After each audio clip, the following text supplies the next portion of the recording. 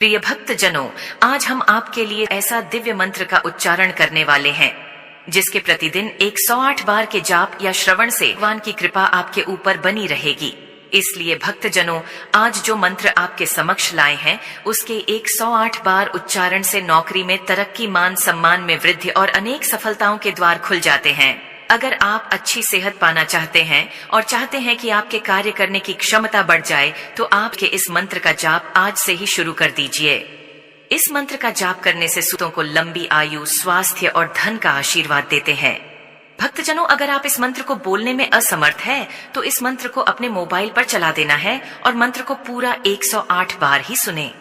अगर किसी कारणवश आप इस मंत्र का जाप करने में असमर्थ हैं, तो अपने घर पर अपने मोबाइल में इस मंत्र को चलाकर छोड़ दें। इस मंत्र को तब तक सुने जब तक मंत्र का पूरा 108 बार उच्चारण ना हो, ताकि आपको इस मंत्र का पूर्ण लाभ प्राप्त हो सके। लेकिन भक्तजनों, आपको एक बात का विशेष ध्यान रखना है। इस मंत्र को जब भी सुने आधा अधूरा बिल्कुल भी ना सुने, अन्यथा आपको इस मंत्र से कोई लाभ प्राप्त नहीं होगा, बल्कि आपका समय जरूर खराब होगा। तो आइए भक्तजनों, इस मंत्र का उच्चारण करते हैं। ओम त्र्यंबकं यजामहे सुगंधिं पुष्टिवर्धनम् उर्वारुकमिव बन्धनात् मृत्योर्मोक्षीमामृताम्।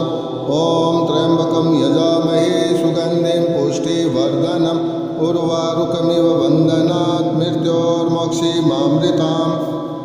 ओम त्र्यंबकं यजामहे सुगंधिं पुष्टिवर्धनम् उर्वारुकमिव बन्धनात् मृत्योर्मोक्षीमामृताम्।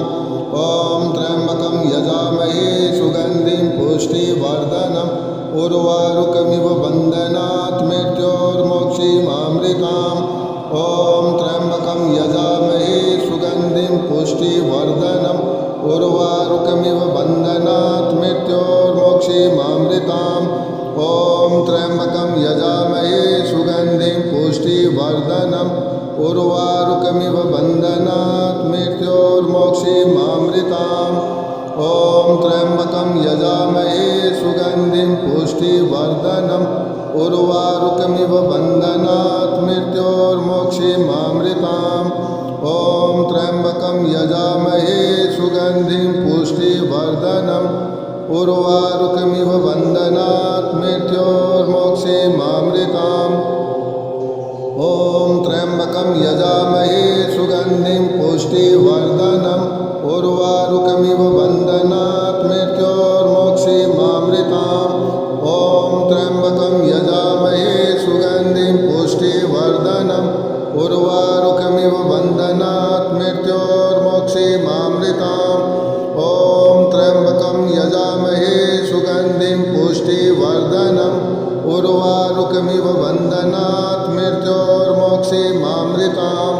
ओम त्र्यंबकं यजामहे सुगंधिं पुष्टिवर्धनम् उर्वारुकमिव बन्धनात् मृत्योर्मोक्षीमामृताम्। ओम त्र्यंबकं यजामहे सुगंधिं पुष्टिवर्धनम् उर्वारुकमिव बन्धनात् मृत्योर्मोक्षीमामृताम्। ओम त्र्यंबकं यजामहे सुगंधिं पुष्टिवर्धनम् उर्वारुकमिव बन्धनात् मृत्योर्मोक्षीमामृताम्। ओम त्र्यंबकं यजामहे सुगंधिं पुष्टिवर्धनम् उर्वारुकमिव बन्धनात् मृत्योर्मोक्षीमामृताम्। ओम त्र्यंबकं यजामहे सुगंधिं पुष्टिवर्धनम् उर्वारुकमिव बन्धनात् मृत्योर्मोक्षीमामृताम्। ओम त्र्यंबकं यजामहे सुगंधिं पुष्टिवर्धनम् उर्वारुकमिव बन्धनात् मृत्योर्मोक्षीमामृताम्। ओम त्र्यंबकं यजामहे सुगंधिं पुष्टिवर्धनम् उर्वारुकमिव बन्धनात् मृत्योर्मोक्षीमामृताम्। ओम त्र्यंबकं यजामहे सुगंधिं पुष्टिवर्धनम् उर्वारुकमिव बन्धनात् मृत्योर्मोक्षीमामृताम्। ओम त्र्यंबकं यजामहे सुगंधिं पुष्टिवर्धनम् उर्वारुकमिव बन्धनात् मृत्योर्मोक्षीमामृताम्। ओम त्र्यंबकं यजामहे सुगंधिं पुष्टिवर्धनम् उर्वारुकमिव बन्धनात् मृत्योर्मोक्षीमामृताम् ॐ त्र्यम्बकं यजामहे सुगन्धिं पुष्टिवर्धनम् उर्वारुकमिव बन्धनात् मृत्योर्मोक्षीमामृताम् ॐ त्र्यम्बकं यजामहे सुगन्धिं पुष्टिवर्धनम् उर्वारुकमिव बन्धनात् मृत्योर्मोक्षीमामृताम् ॐ त्र्यम्बकं यजामहे सुगन्धिं पुष्टिवर्धनम् उर्वारुकमिव बन्धनात् मृत्योर्मोक्षीमामृताम् ॐ त्र्यम्बकं यजामहे सुगन्धिं पुष्टिवर्धनम् उर्वारुकमिव बन्धनात् मृत्योर्मोक्षीमामृताम् ॐ त्र्यम्बकं यजामहे सुगन्धिं पुष्टिवर्धनम् उर्वारुकमिव बन्धनात् मृत्योर्मोक्षीमामृताम् ॐ त्र्यम्बकं यजामहे सुगन्धिं पुष्टिवर्धनम् उर्वारुकमिव बन्धनात् मृत्योर्मोक्षीमामृताम् ॐ त्र्यम्बकं यजामहे सुगन्धिं पुष्टिवर्धनम् उर्वारुकमिव बन्धनात् मृत्योर्मोक्षीमामृताम् ॐ त्र्यम्बकं यजामहे सुगन्धिं पुष्टिवर्धनम् उर्वारुकमिव बन्धनात् मृत्योर्मोक्षीमामृताम् ॐ त्र्यम्बकं यजामहे सुगन्धिं पुष्टिवर्धनम् उर्वारुकमिव बन्धनात् मृत्योर्मोक्षीमामृताम् ॐ त्र्यम्बकं यजामहे सुगन्धिं पुष्टिवर्धनम् उर्वारुकमिव बन्धनात् मृत्योर्मोक्षीमामृताम् ॐ त्र्यम्बकं यजामहे सुगन्धिं पुष्टिवर्धनम् उर्वारुकमिव बन्धनात् मृत्योर्मोक्षीमामृताम् ॐ त्र्यम्बकं यजामहे सुगन्धिं पुष्टिवर्धनम् उर्वारुकमिव बन्धनात् मृत्योर्मोक्षीमामृताम् ॐ त्र्यम्बकं यजामहे सुगन्धिं पुष्टिवर्धनम् उर्वारुकमिव बन्धनात् मृत्योर्मोक्षीमामृताम् ॐ त्र्यम्बकं यजामहे सुगन्धिं पुष्टिवर्धनम् उर्वारुकमिव बन्धनात् मृत्योर्मोक्षीमामृताम् ॐ त्र्यम्बकं यजामहे सुगन्धिं पुष्टिवर्धनम् उर्वारुकमिव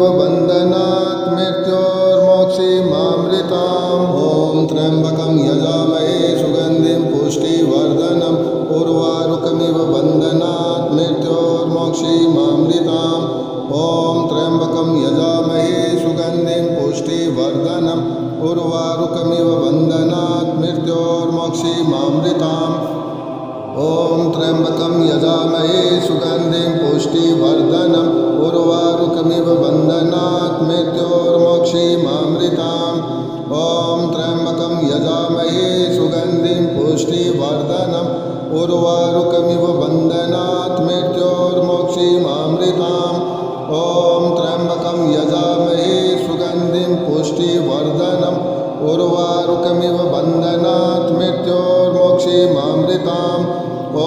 त्र्यम्बकं यजामहे सुगन्धिं पुष्टिवर्धनम् उर्वारुकमिव बन्धनात् मृत्योर्मोक्षीमामृताम् ॐ त्र्यम्बकं यजामहे सुगन्धिं पुष्टिवर्धनम् उर्वारुकमिव बन्धनात् मृत्योर्मोक्षीमामृताम् ॐ त्र्यम्बकं यजामहे सुगन्धिं पुष्टिवर्धनम् उर्वारुकमिव बन्धनात् मृत्योर्मोक्षीमामृताम् ॐ त्र्यम्बकं यजामहे सुगन्धिं पुष्टिवर्धनम् उर्वारुकमिव बन्धनात् मृत्योर्मोक्षीमामृताम्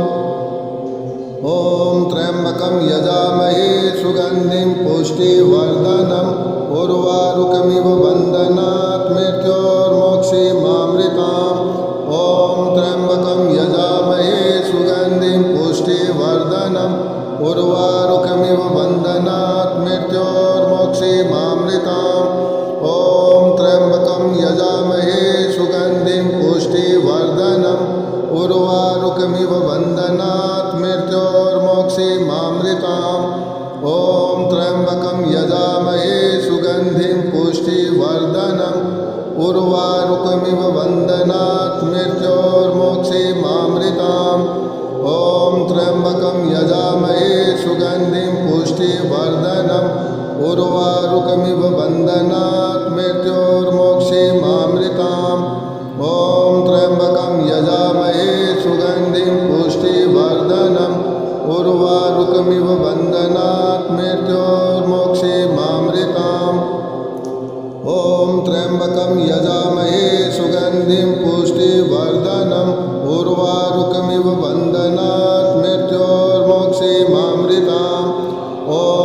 त्र्यम्बकं यजामहे सुगन्धिं पुष्टिवर्धनम्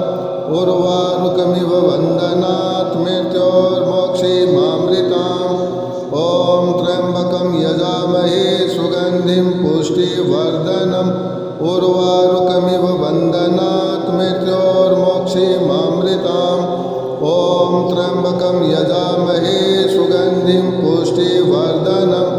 उर्वारुकमिव वन्दनात् मृत्योर्मोक्षीमामृताम्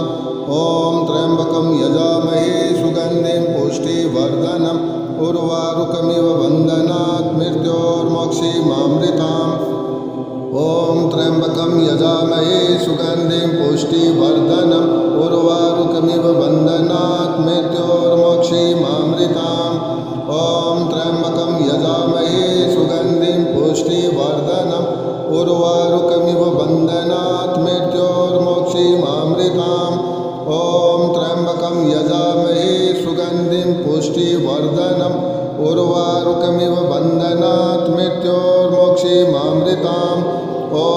त्र्यम्बकं यजामहे सुगन्धिं पुष्टिवर्धनम् उर्वारुकमिव वन्दनात् मृत्योर्मोक्षीमामृताम् ॐ त्र्यम्बकं यजामहे सुगन्धिं पुष्टिवर्धनम् उर्वारुकमिव वन्दनात् मृत्योर्मोक्षीमामृताम् ॐ त्र्यम्बकं यजामहे सुगन्धिं पुष्टिवर्धनम् उर्वारुकमिव वन्दनात् मृत्योर्मोक्षीमामृताम् ॐ त्र्यम्बकं यजामहे सुगन्धिं पुष्टिवर्धनम् उर्वारुकमिव वन्दनात् मृत्योर्मोक्षीमामृताम् ॐ त्र्यम्बकं यजामहे सुगन्धिं पुष्टिवर्धनम् उर्वारुकमिव वन्दनात् मृत्योर्मोक्षीमामृताम् ॐ त्र्यम्बकं यजामहे सुगन्धिं पुष्टिवर्धनम् उर्वारुकमिव वन्दनात् मृत्योर्मोक्षीमामृताम् ॐ त्र्यम्बकं यजामहे सुगन्धिं पुष्टिवर्धनम् उर्वारुकमिव वन्दनात् मृत्योर्मोक्षीमामृताम् ॐ त्र्यम्बकं यजामहे सुगन्धिं पुष्टिवर्धनम् उर्वारुकमिव वन्दनात् मृत्योर्मोक्षीमामृताम् ॐ त्र्यम्बकं यजामहे सुगन्धिं पुष्टिवर्धनम् उर्वारुकमिव वन्दनात् मृत्योर्मोक्षीमामृताम् ॐ त्र्यम्बकं यजामहे सुगन्धिं पुष्टिवर्धनम् उर्वारुकमिव वन्दनात् मृत्योर्मोक्षीमामृताम् ॐ त्र्यम्बकं यजामहे सुगन्धिं पुष्टिवर्धनम् उर्वारुकमिव वन्दनात् मृत्योर्मोक्षीमामृताम् ॐ त्र्यम्बकं यजामहे सुगन्धिं पुष्टिवर्धनम् उर्वारुकमिव वन्दनात् मृत्योर्मोक्षीमामृताम् ॐ त्र्यम्बकं यजामहे सुगन्धिं पुष्टिवर्धनम् उर्वारुकमिव वन्दनात् मृत्योर्मोक्षीमामृताम् ॐ त्र्यम्बकं यजामहे सुगन्धिं पुष्टिवर्धनम् उर्वारुकमिव वन्दनात् मृत्योर्मोक्षीमामृताम् ॐ त्र्यम्बकं यजामहे सुगन्धिं पुष्टिवर्धनम् उर्वारुकमिव वन्दनात् मृत्योर्मोक्षीमामृताम् ॐ त्र्यम्बकं यजामहे सुगन्धिं पुष्टिवर्धनम् उर्वारुकमिव वन्दनात् मृत्योर्मोक्षीमामृताम् ॐ त्र्यम्बकं यजामहे सुगन्धिं पुष्टिवर्धनम् उर्वारुकमिव वन्दनात् मृत्योर्मोक्षीमामृताम् ॐ त्र्यम्बकं यजामहे सुगन्धिं पुष्टिवर्धनम् उर्वारुकमिव वन्दनात् मृत्योर्मोक्षीमामृताम् ॐ त्र्यम्बकं यजामहे सुगन्धिं पुष्टिवर्धनम् उर्वारुकमिव वन्दनात् मृत्योर्मोक्षीमामृताम् ॐ त्र्यम्बकं यजामहे सुगन्धिं पुष्टिवर्धनम् उर्वारुकमिव वन्दनात् मृत्योर्मोक्षीमामृताम् ॐ त्र्यम्बकं यजामहे सुगन्धिं पुष्टिवर्धनम् उर्वारुकमिव वन्दनात् मृत्योर्मोक्षीमामृताम् ॐ त्र्यम्बकं यजामहे सुगन्धिं पुष्टिवर्धनम् उर्वारुकमिव बन्धनात् मृत्योर्मोक्षीमामृताम् ॐ त्र्यम्बकं यजामहे सुगन्धिं पुष्टिवर्धनम् उर्वारुकमिव बन्धनात् मृत्योर्मोक्षीमामृताम् ॐ त्र्यम्बकं यजामहे सुगन्धिं पुष्टिवर्धनम् उर्वारुकमिव बन्धनात् मृत्योर्मोक्षीमामृताम् ॐ त्र्यम्बकं यजामहे सुगन्धिं पुष्टिवर्धनम् उर्वारुकमिव बन्धनात् मृत्योर्मोक्षीमामृताम् ॐ त्र्यम्बकं यजामहे सुगन्धिं पुष्टिवर्धनम् उर्वारुकमिव बन्धनात् मृत्योर्मोक्षीमामृताम् ॐ त्र्यम्बकं यजामहे सुगन्धिं पुष्टिवर्धनम् उर्वारुकमिव बन्धनात् मृत्योर्मोक्षीमामृताम् ॐ त्र्यम्बकं यजामहे सुगन्धिं पुष्टिवर्धनम् उर्वारुकमिव बन्धनात् मृत्योर्मोक्षीमामृताम् ॐ त्र्यम्बकं यजामहे सुगन्धिं पुष्टिवर्धनम् उर्वारुकमिव बन्धनात् मृत्योर्मोक्षीमामृताम् ॐ त्र्यम्बकं यजामहे सुगन्धिं पुष्टिवर्धनम् उर्वारुकमिव बन्धनात् मृत्योर्मोक्षीमामृताम् ॐ त्र्यम्बकं यजामहे सुगन्धिं पुष्टिवर्धनम् उर्वारुकमिव बन्धनात् मृत्योर्मोक्षीमामृताम् ॐ त्र्यम्बकं यजामहे सुगन्धिं पुष्टिवर्धनम् उर्वारुकमिव बन्धनात् मृत्योर्मोक्षीमामृताम् ॐ त्र्यम्बकं यजामहे सुगन्धिं पुष्टिवर्धनम् उर्वारुकमिव बन्धनात् मृत्योर्मोक्षीमामृताम् ॐ त्र्यम्बकं यजामहे सुगन्धिं पुष्टिवर्धनम् उर्वारुकमिव बन्धनात् मृत्योर्मोक्षीमामृताम् ॐ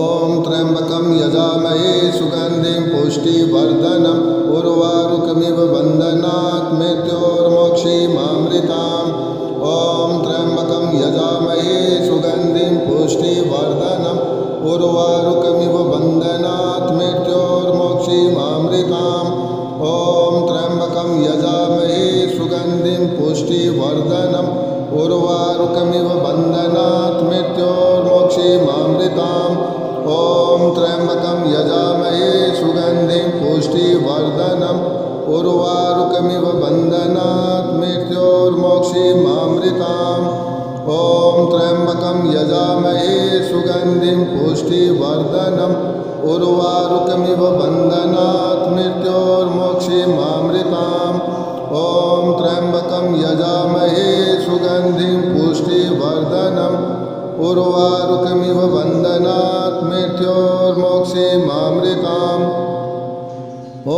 त्र्यम्बकं यजामहे सुगन्धिं पुष्टिवर्धनम् उर्वारुकमिव बन्धनात् मृत्योर्मोक्षीमामृताम् ॐ त्र्यम्बकं यजामहे सुगन्धिं पुष्टिवर्धनम् उर्वारुकमिव बन्धनात् मृत्योर्मोक्षीमामृताम् ॐ त्र्यम्बकं यजामहे सुगन्धिं पुष्टिवर्धनम् उर्वारुकमिव बन्धनात् मृत्योर्मोक्षीमामृताम् ॐ त्र्यम्बकं यजामहे सुगन्धिं पुष्टिवर्धनम् उर्वारुकमिव बन्धनात् मृत्योर्मोक्षीमामृताम् ॐ त्र्यम्बकं यजामहे सुगन्धिं पुष्टिवर्धनम् उर्वारुकमिव बन्धनात् मृत्योर्मोक्षीमामृताम् ॐ त्र्यम्बकं यजामहे सुगन्धिं पुष्टिवर्धनम् उर्वारुकमिव बन्धनात् मृत्योर्मोक्षीमामृताम् ॐ त्र्यम्बकं यजामहे सुगन्धिं पुष्टिवर्धनम् उर्वारुकमिव बन्धनात् मृत्योर्मोक्षीमामृताम् ॐ त्र्यम्बकं यजामहे सुगन्धिं पुष्टिवर्धनम् उर्वारुकमिव बन्धनात् मृत्योर्मोक्षीमामृताम् ॐ त्र्यम्बकं यजामहे सुगन्धिं पुष्टिवर्धनम् बन्धनात् मृत्योर्मोक्षीमामृताम् ॐ त्र्यम्बकं यजामहे सुगन्धिं पुष्टिवर्धनम्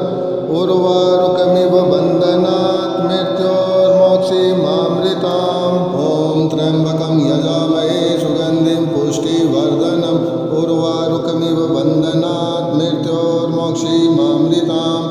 ॐ त्र्यम्बकं यजामहे सुगन्धिं पुष्टिवर्धनम् उर्वारुकमिव बन्धनात् मृत्योर्मोक्षीमामृताम्